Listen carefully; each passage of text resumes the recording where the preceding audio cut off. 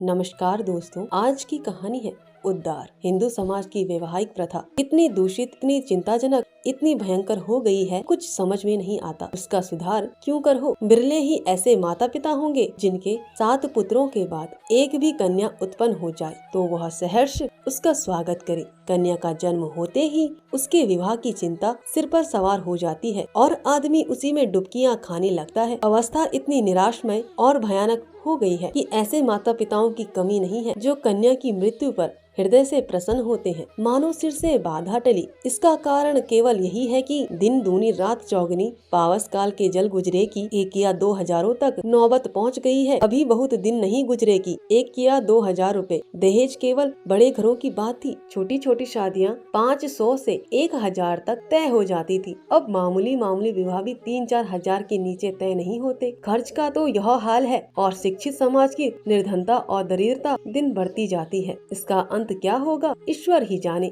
बेटे 1 दर्जन भी हो तो माता पिता को चिंता नहीं होती। वह अपने ऊपर उनके विवाह भार का अनिवार्य नहीं समझता। यह उसके लिए कंपलसरी विषय नहीं, ऑप्शनल विषय है। होगा तो कर देंगे, नहीं कह देंगे बेटा खाओ कमाओ, कमाए हो तो विवाह कर लेना। बेटों की कुछ चरित्रता, कलंक की बात नहीं समझी जाती, लेकिन कन्या का विवाह तो करना ही पड़ेगा। उससे भागकर कहाँ जाएंगे।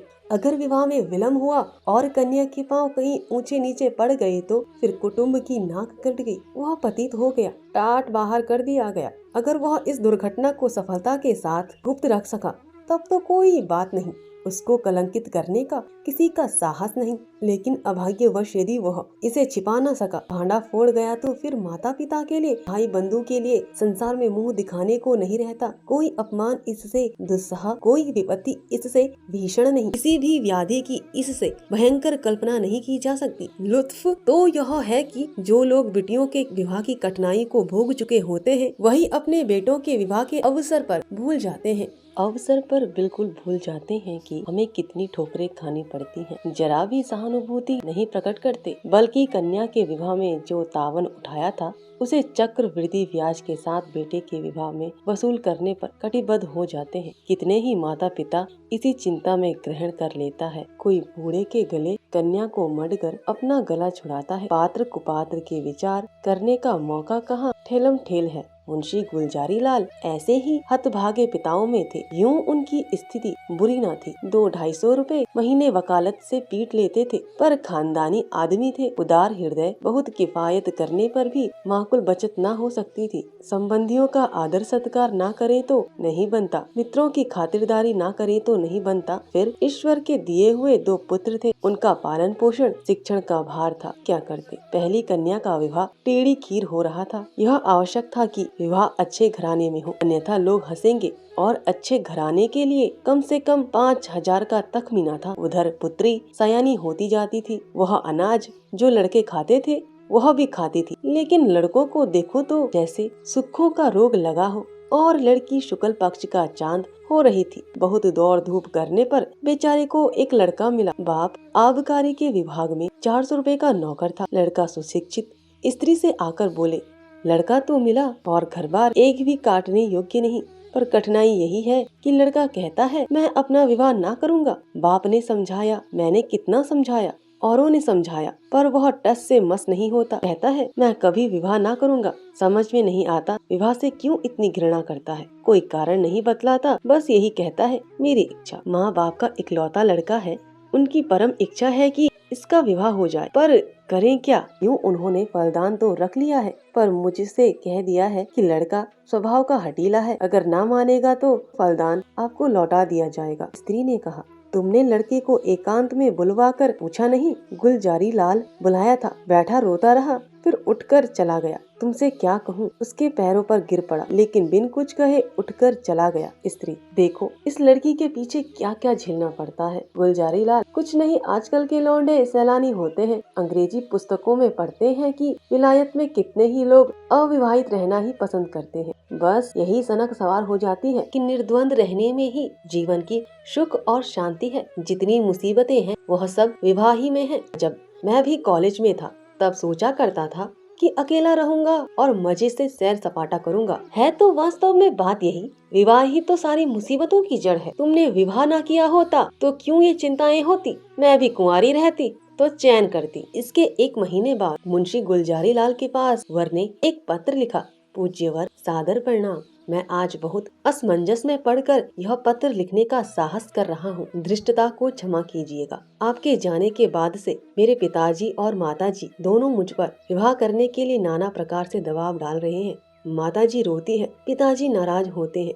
वह समझते हैं कि मैं अपनी जिद के कारण विवाह से भागता हूँ। कदाचित उन्हें यह भी संदेह हो रहा है कि मेरा चरित्र भ्रष्ट हो गया है। मैं वास्तविक कारण बताते हुए डरता हूँ कि इन लोगों को दुख होगा और आश्चर्य नहीं कि शोक में उनके प्राणों पर ही बन जाए। इसलिए अब तक मैंने जो बात गुप्त रखी थी वह आज विवश होकर आपसे प्रकट करता हूँ और आपसे साग्रह निवेदन करता हूँ कि आप इसे गोपनीय समझिएगा और किसी दशा में भी उन लोगों के कानों में इसकी भनक न पड़ने दीजिएगा। जो होना है वह तो होगा ही, पहले ही से क्यों उन्हें शोक में डुबाऊं। मुझे 5-6 महीनों से यह अनुभव हो रहा है कि मैं क्षय रोग से ग्रसित हूँ। उसके सभी लक्षण प्रकट होते जाते हैं। डॉक्टरों की भी यही राय है। यहाँ सबसे अनुभवी जो 2 डॉक्टर हैं, उन दोनों ही से मैंने अपनी आरोग्य परीक्षा कराई और दोनों ही ने स्पष्ट कहा कि तुम्हें सिल है। अगर माता पिता से यह कह दूं तो वह रो रो कर मर जाएंगे। जब यह निश्चय है कि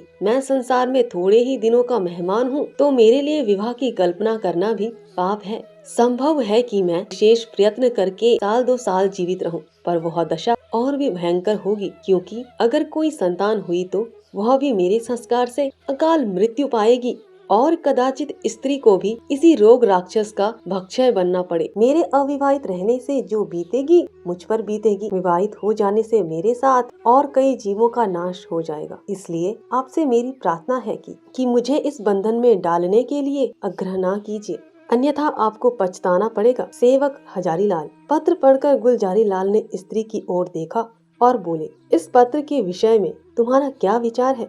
स्त्री, मुझे तो ऐसा मालूम होता है कि उसने बहाना रचा है। गुलजारी लाल, बस ठीक यही मेरा भी विचार है। उसने समझा है कि बीमारी का बहाना कर दूंगा तो आप ही हट जाएंगे। असल में बीमारी कुछ नहीं, मैंने तो देखा ही था, चेहरा चमक रहा था। बीमार का मुंह छिपा नहीं रहता। स्त्री, राम नाम लेके विवाह करो, कोई किसी का भाग्य थोड़े ही पड़े बैठा है। गुलजारी लाल, यही तो मैं सोच रहा हूँ। स्त्री, ना हो तो किसी डॉक्टर से लड़के को दिखाओ, कहीं सचमुच यह बीमारी हो तो बेचारी अम्बा कहीं की ना रहे। गुलजारी लाल, तुम भी पागल हो क्या? सब हिले हवाले हैं। इन छोकरों के दिल का हाल मैं खूब जानता हूँ। सोचता होगा अभी सैर सपाटे कर रहा हूँ, विवाह हो जाएगा तो यह गुलछर्रे कैसे उड़ेंगे। स्त्री, तो शुभ मुहूर्त देखकर लगन भिजवाने की तैयारी करो। हजारी लाल बड़े धर्म संदेह में था। उसके पैरों में जबरदस्ती विवाह की बेड़ी डाली जा रही थी और वह कुछ न कर सकता था। उसने ससुर को अपना कच्चा चिट्ठा सुनाया, मगर किसी ने उसकी बातों पर विश्वास न किया। माँ बाप से अपनी बीमारी का हाल कहने का उसे साहस न होता था। न जाने उसके दिल पर क्या गुजरे, न जाने क्या कर बैठे। कभी सोचता इसी डॉक्टर शहदत लेकर ससुर के पास भेज दूं, मगर फिर ध्यान आता यदि उन लोगों को उस पर विश्वास न आया तो आजकल डॉक्टरी से सनद ले लेना कौन सा मुश्किल काम है। सोचेंगे किसी डॉक्टर को कुछ दे दिलाकर लिख लिया होगा। शादी के लिए तो इतना आग्रह हो रहा था। उधर डॉक्टरों ने स्पष्ट कह दिया था कि अगर तुमने शादी की तो तुम्हारा जीवन सूत्र और भी निर्बल हो जाएगा। महीनों की जगह दिनों में वारा न्यारा हो जाने की संभावना है। लगन आ चुकी थी, विवाह की तैयारियां हो रही थी, मेहमान आते जाते थे और हजारी लाल घर से भागा भागा फिरता था। कहाँ चला जाऊं, विवाह की कल्पना ही से उसके प्राण सूख जाते थे। आह, उस अबला की क्या गति होगी जब उसे यह बात मालूम होगी तो वह मुझे अपने मन में क्या कहेगी। कौन इस पाप का प्रायश्चित करेगा? नहीं, उस अबला पर घोर अत्याचार ना करूंगा, उसे वैधव्य की आग में ना जलाऊंगा। मेरी जिंदगी ही क्या, आज ना मरा कल मरूंगा, कल नहीं तो परसों,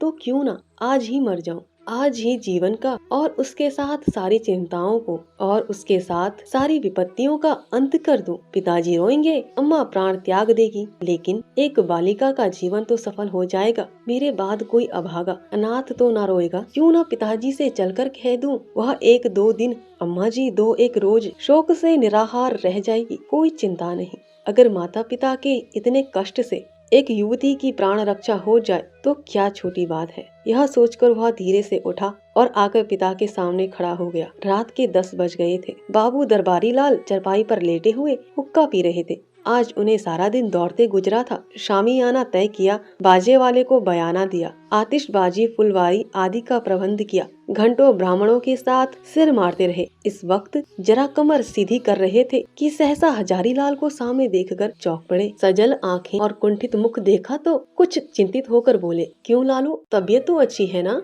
कुछ उदास मालूम होते हो। हजारीलाल, मैं तो आपसे कुछ कहना चाहता हूँ, पर भय होता है कि कहीं आप अप्रसन्न ना हो। दरबारी लाल, समझ गया, वही पुरानी बात है ना? उसके सिवा कोई दूसरी बात हो, शौक से कहो। हजारीलाल, खेद है कि मैं उसी विषय में कुछ कहना चाहता हूँ। दरबारी लाल, यही कहना चाहते हो ना? मुझे इस बंधन में ना डालिए, मैं इसके अयोग्य हूँ। मैं यह भार सह नहीं सकता, बेड़ी मेरी गर्दन को तोड़ देगी, आदि या और कोई नई बात। हजारीलाल, जी नहीं, नई बात है। मैं आपकी आज्ञा पालन करने के लिए सब प्रकार तैयार हूँ, पर एक ऐसी बात है जिसे मैंने अब तक छिपाया था, उसे भी प्रकट कर देना चाहता हूँ। इसके बाद आप जो कुछ निश्चय करेंगे उसे मैं शिरोधार्य करूँगा। हजारीलाल ने बड़े विनती शब्दों में अपना आशय कहा, डॉक्टरों की राय भी बयान की और अंत में बोले, ऐसी दशा में मुझे पूरी आशा है कि आप मुझे विवाह करने के लिए बाध्य ना करेंगे। दरबारी लाल ने पुत्र के मुख की ओर गौर से देखा। कहे जर्दी का नाम न था।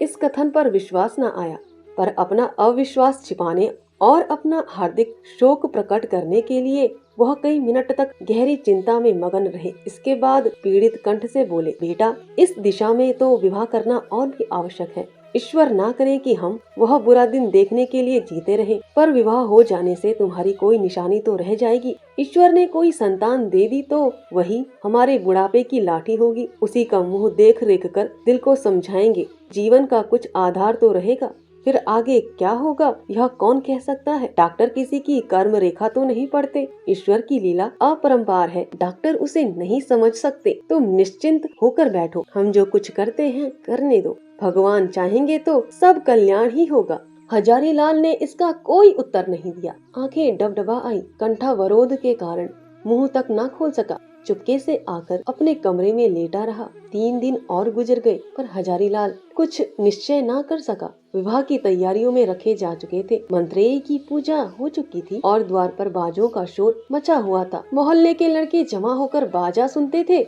और उल्लास से इधर उधर दौड़ते थे। संध्या हो गई थी। बारात आज रात की गाड़ी से जाने वाली थी। बारातियों ने अपने वस्त्राभूषण पहनने शुरू किए। कोई नाई से बाल बनवाता था और चाहता था कि खत ऐसा साफ हो जाए मानो वहाँ बाल कभी थे ही नहीं। बूढ़े अपने पके बाल को उखड़वा कर जवान बनने की चेष्टा कर रहे थे। तेल साबुन उपटन की लूट मची हुई थी और हजारीलाल बगीचे में एक वृक्ष के नीचे उदास बैठा हुआ सोच रहा था, क्या करूं? अंतिम निश्चय की घड़ी सिर पर खड़ी है। अब एक क्षण भी विलंब करने का मौका न था। अपनी वेदना किससे कहे? कोई सुनने वाला न था। उसने सोचा, हमारे माता पिता कितने अदूरदर्शी हैं। अपनी उमंग में इन्हें इतना भी नहीं सूझता कि वधू पर क्या गुजरेगी। वधू के माता पिता कितने अदूरदर्शी हैं। अपनी उमंग में भी इतने अंधे हो रहे हैं कि देखकर भी नहीं देखते, जानकर नहीं जानते। क्या यह विवाह है? कदापि नहीं। यह तो लड़की को कुएं में डालना है, भाड़ में झोंकना है, कुंद छुरे से रेतना है। कोई यातना इतनी दुस्सह कर अपनी पुत्री का वैधव्य के अग्नि कुंड में डाल देते हैं। यह माता पिता है? कदापि नहीं। यह लड़की के शत्रु हैं, कसाई हैं, बधिक हैं, हत्यारे हैं। क्या इनके लिए कोई दंड नहीं? जो जानबूझकर अपनी प्रिय संतान के खून से अपने हाथ रेंगते हैं, उसके लिए कोई दंड नहीं। समाज भी उन्हें दंड नहीं देता। कोई और कुछ नहीं कहता। हाय, यह सोचकर हजारीलाल उठा और एक और चुपचाप चल दिया। उसके मुख पर तेज छाया हुआ था। उसने आत्म बलिदान से इस कष्ट का निवारण करने का दृढ़ संकल्प कर लिया था।